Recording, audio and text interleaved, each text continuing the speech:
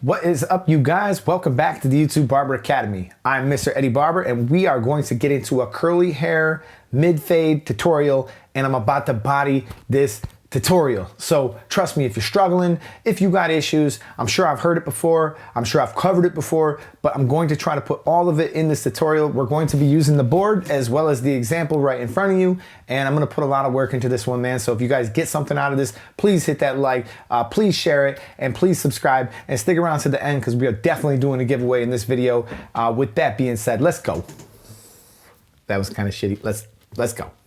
This lens is really big, so we're just gonna go.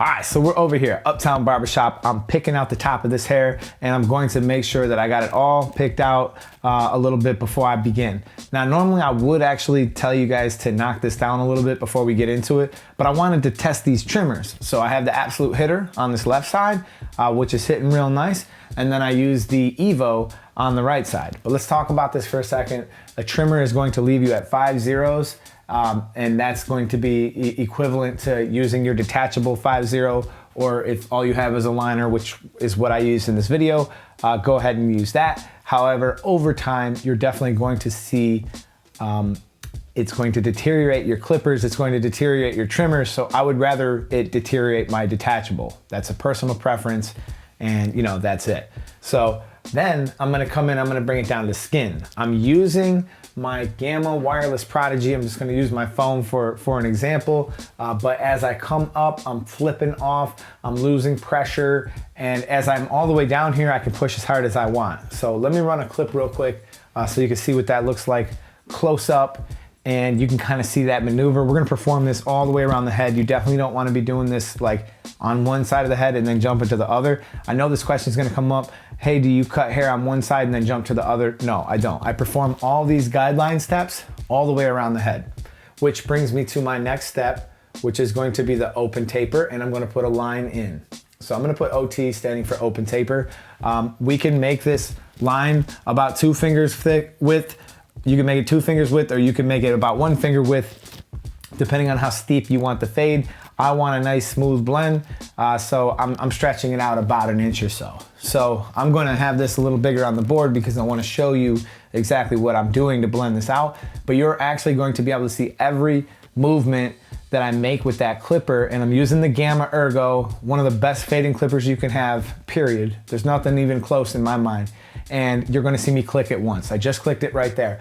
Let me grab a clipper to do this. I have the Gamma Protege here, which this is their less expensive clipper. This one's brand new, and it actually comes with a taper blade, but it'll suit my purposes. I just wanted to have something to gesture with. So let's just talk about this for a second. All the fading is always gonna be the same. So I'm gonna beat a dead horse here for a second, but when I have this in the open position, I come up and I set my initial guideline. You can hear me click this, and you'll get a good response from these clippers. Most of their clippers have a click lever on it. You can also remove this and make it just a floating lever. But I wanted that response, that click, and I know I'm going to stay just below where I was in the previous step. Then I will click, and I'm going to stay where I was, a little bit lower than where I was in the next step. And I'm going to continue clicking like this until I've gotten all the way down to the bottom line. And what should happen is there'll be no line at all from open taper down to skin. So the other thing that I want to mention is I'm constantly putting it on an angle and crisscrossing it, and that's especially important with curly hair, because when it comes to curly hair, it's going to be growing in every which direction there is, and you want to make sure that you have addressed it in each and every direction. So now I decided it was time to remove some bulk, because this hair is so long that I want to just get some of this hair out of my way. So I just took a 1 1/2. I got it in the closed position, and I'm just gonna put 1.5 to represent what just happened. I'm not really too concerned about this line that I'm creating up here. I just wanted to create some space so that I can begin my blend, my actual blend. So what I've essentially done is now between open taper and 1/2, that's where my issue is. That's where I need to work. And again, I can't stress enough, do this guideline whenever you set a guideline in, do it on the whole head. Then you can work on individual portions, individual panels, But just when you're setting those guidelines, then it's just really important that you're coming from the same spot on both sides. And also that you're not leaving the head too much. The movement is like erasing. It's like using an eraser on a piece of paper. You wouldn't use an eraser and go like this, but yet when you pick up clippers, a lot of people actually do that. And I'm obviously exaggerating, but we want to keep this motion. So again, I have the number 1 on, I put this clipper in the open position. I'm going to repeat the exact same steps. Yes, I did skip my half. We'll circle back to that. But I've opened this up and now I'm going to begin doing the exact same thing. Click it once, stay a little bit lower, click it once, stay a little bit lower, so that each and every time I click that lever, I'm moving down until I've got it entirely clicked. Now, one of the reasons why you see me skip the half guard is very simple actually. The half guard, there's a little bit of overlap between the half guard and the 1 guard. And because of that, you're able to actually almost blend out the entire thing with just the 1 guard. But what will happen is it will leave you just a little bit of residual. We know that the 1 guard is not going to do a perfect job, but the fact that it gets so close, there's no reason to pick up that half guard too early, because you could wind up making your blend go a little bit higher than maybe you want it to go. So as I come down and I'm fully closed, the next step is going to be the half guard. We're going to put the half guard on, and always whenever I go down, I'm going to put that in the half guard. I'm going to put that in the open position, and I'm going to just begin my exact same steps. As I go over it in the open position, I'm just watching it. I'm just seeing what effect that has, and I'm trying to do my best to come against the grain. And if I'm not able to eliminate the problem that I'm working on, I certainly know there's only one thing I can do, and that's actually cut a little bit lower. So don't be afraid to cut a little bit lower. Don't be afraid to bring the fade up a little bit higher if you have to. And you know, curly hair can be a real challenge, and that's why it's almost like one of those situations where you want to kind of caution yourself and you want to see what effect each thing has. So as I go through with this half guard, you guys can kind of see the blend is starting to come out kind of blurry.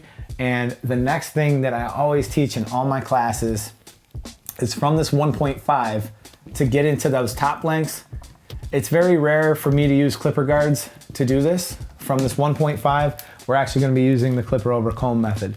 Now, I've talked about clipper over comb a great deal. I've done entire classes on this on the live, and I don't really think I have enough time to go into it here without the algorithms really hating me, because trust me, YouTube already hates me enough. As much work as I put into these, they barely get any views. So I'm going to begin rolling the comb out and lifting it and cutting. I'm keeping this in the pencil grip, and the pencil grip is really going to come in handy as we move into the rest of this haircut, because we're actually going to be using this to shape the haircut. All right. So I just kind of began working with it on this side, and I'll just show you a little side view real quick where you can kind of see exactly what I'm doing. I'm just sort of hovering off the head. You're gonna get a lot of control if you choose to use, this would be like clipper position number 4 by the book, or the pencil grip, like whatever you gotta do to get control. I do like to do this in the closed position. I like to see exactly what's being cut, when it's being cut. However, it might be a little bit easier for you guys to do it in the open position, because the open teeth will actually comb some of that hair in and allow you to shape that. But it's really not an exact science. You're just kind of looking at it in the mirror and you're shaping it, and you're just looking where there's imperfections, make it perfect. So no haircut is going to be complete without some shear over comb or some texturizing shears, and especially with this curly hair. So the idea here is to try to get rid of some of these dark spots, try to relax the curl, whatever. The chances of you making a mistake with a texturizing shear are so much lower than if you were to pick up your shear over comb. So I definitely recommend getting a pair, especially if you're new. It's going to help with some of your blends. But you know, not to say that it can't be overdone, but the thing is, you got a really, really good chance of not making a mistake going about it this way until you build some good skills. Then you can actually start doing shear over comb as well. But on this other side, I'm gonna rock and roll a little bit faster, and then when we get to the top, I'm gonna circle back to the shaping process.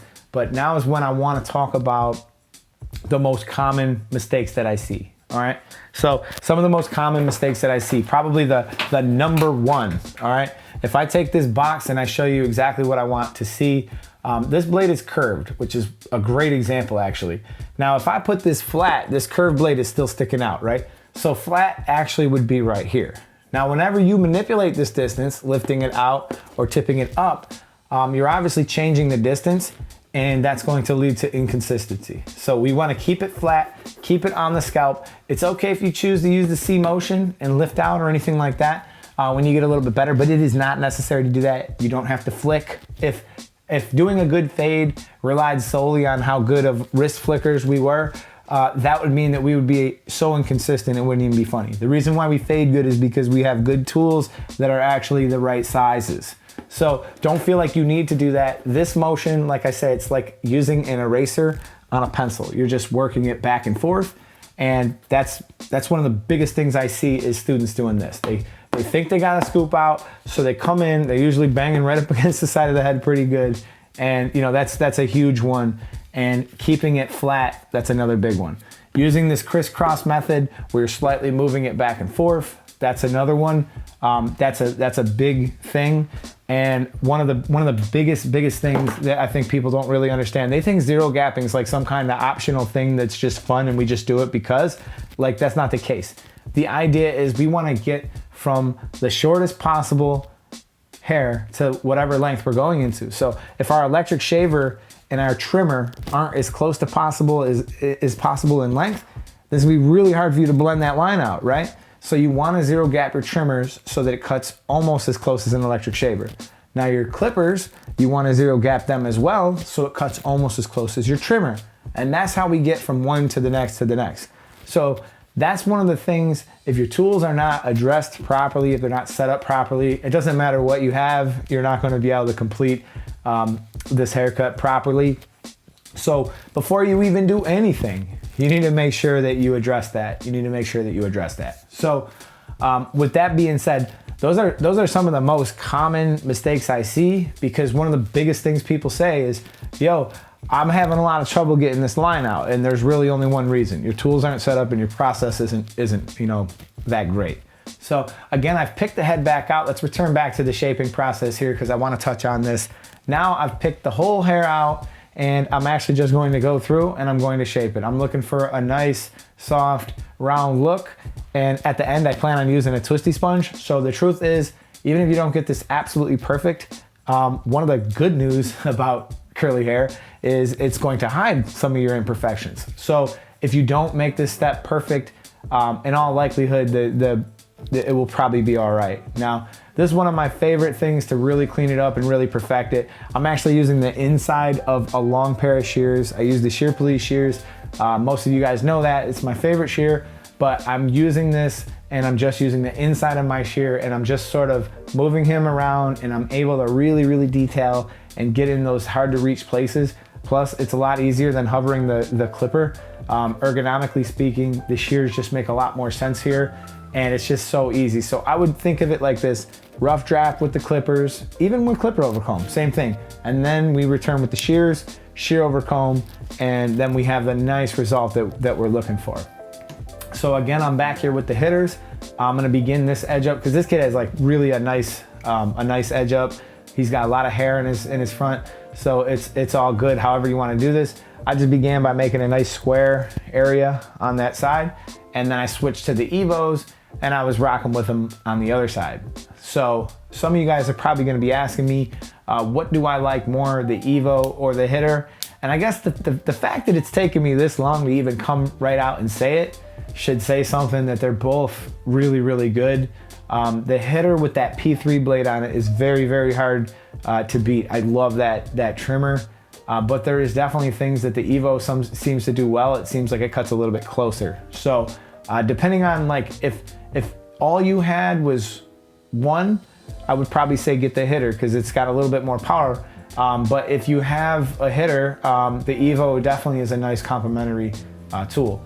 So now we're in phase 6, and phase 6 is just kind of looking at your haircut, seeing what you did, and making sure that you didn't leave anything. And we're gonna twist him up, we're gonna style him up, and his haircut is pretty much done, but I am gonna go through with a product called High Beams, and I'm going to I'm gonna spray in some of those spots, because once I curled it and I twisted it, you're gonna see, like, you know, he's got a couple light spots that show up.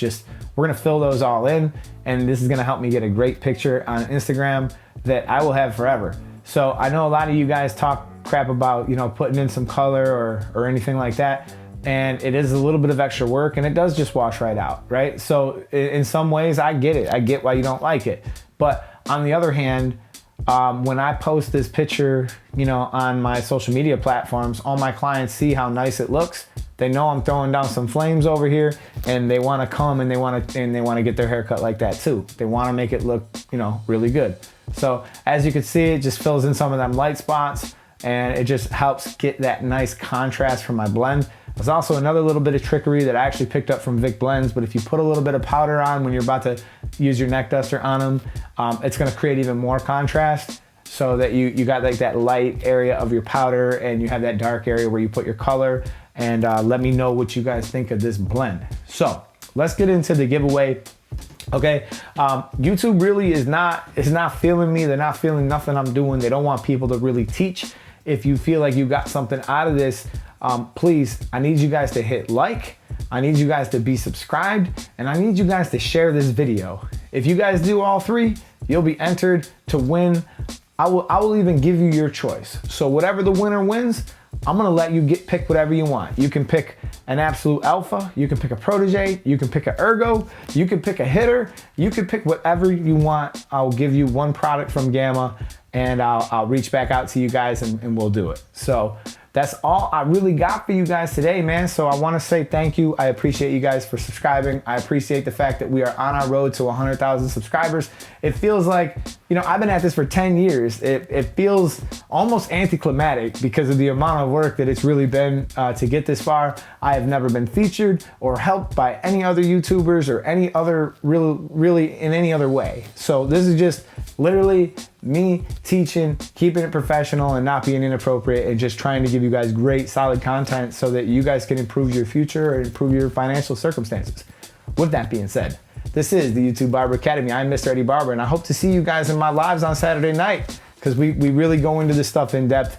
Each subject we spend a lot of time with, so I'd love to see you guys there. And until then, I'm out. Peace. Oh yeah, and the Bills look like we might be going to the Super Bowl. I'm just saying, the Bills, that's what's up. And it would be a dream come true if I could ever cut someone who's on the team, the Buffalo Bills team. Not a former Bill, like, you know, that'd be cool too, but I want to cut somebody who's on our team. So, you know, if somehow throughout this sharing process, one of you guys can make that happen, I mean, God, that'd be a dream come true. All right, for real. I'm out. Peace.